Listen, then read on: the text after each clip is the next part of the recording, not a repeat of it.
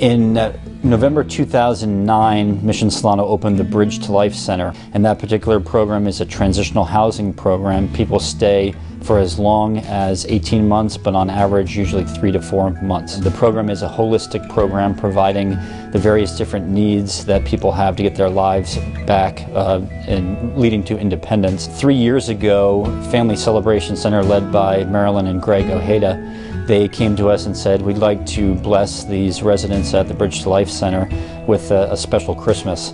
And we were excited about that idea. In 2009, I felt really impressed that I needed to give my grown children the gift of giving. And so we forfeited our giving to each other and decided that we would give to someone that was needy, someone less fortunate, and we chose Mission Solano Bridge to Life. It was wonderful to see what they came up with and the details of it, because it really was a transformational event. This event is celebrated on Christmas morning, and there are myself, my family, and many volunteers that come out, and we try to give the residents at Mission Solano the best Christmas possible. We cook breakfast for them, we have a puppet show, we have music during the breakfast, we have a play.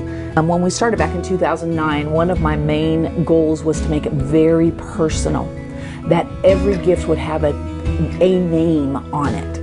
So it's incredible because we sit back for about a week prior to the event and wrap all of these gifts, and we have all of the children's names.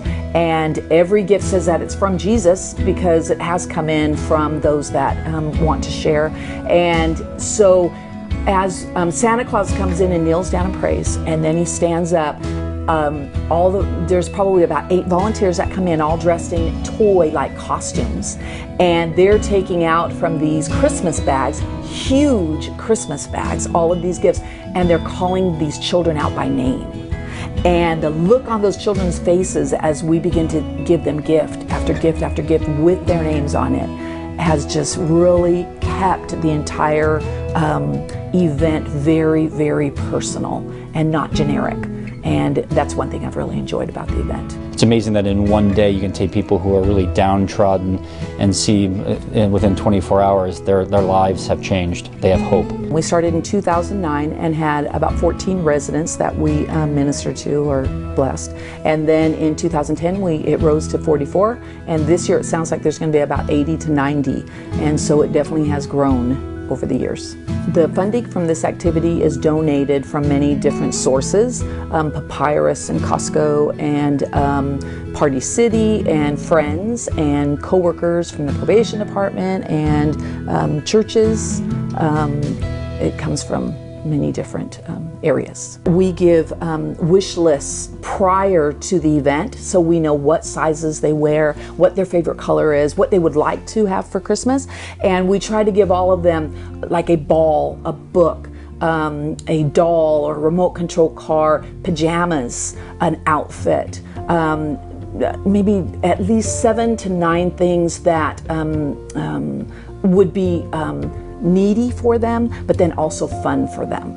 And they all get Christmas stockings that are full, and they all get movie tickets, and all of the adults receive gift cards from either Walmart or Target. There are tables that are adorned with gifts from Papyrus and different stores that the adults get to go choose from. And we have a jewelry tree so the women get to have jewelry. There have been people that have crocheted scarves, and they have been so excited about every gift. They are just so thankful. The partnership on Christmas Day, that Bridge to Life Center Christmas, has led to people that have responded in a way where things that many people can't really fathom, like I've never received a gift on Christmas before. And you think about that, it's like, is that possible? Did somebody actually live a life as a child and as a teenager and as a young adult? They didn't receive a gift on Christmas. Their family didn't have that habit. And you realize that for some people, they didn't have a family. The volunteers absolutely love it. I'm surprised that they would give up their traditional Christmas to come out. They absolutely love it. The guests themselves, it is unbelievable what you hear there.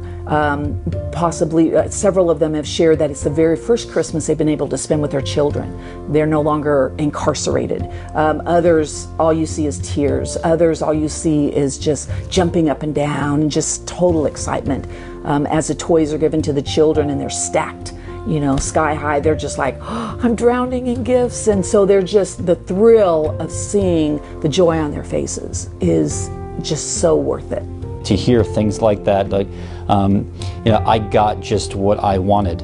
And for a young child, a 5-year-old, to say that is really special as well. I got what I wanted for Christmas, which is, as adults, that's what we all hope for the children of Solano County. The one thing that was really funny last year is the minute all of those $30 gift cards were handed out to the adults, which there were like 35 adults, they were already saying, let's go to Walmart. It's Walmart open. And they were all, you know, checking. Someone call Walmart and see if they're open. We want to go buy we want to go buy something. I thought, wow, $30 meant everything to them. It is very rewarding to see the joy on their faces.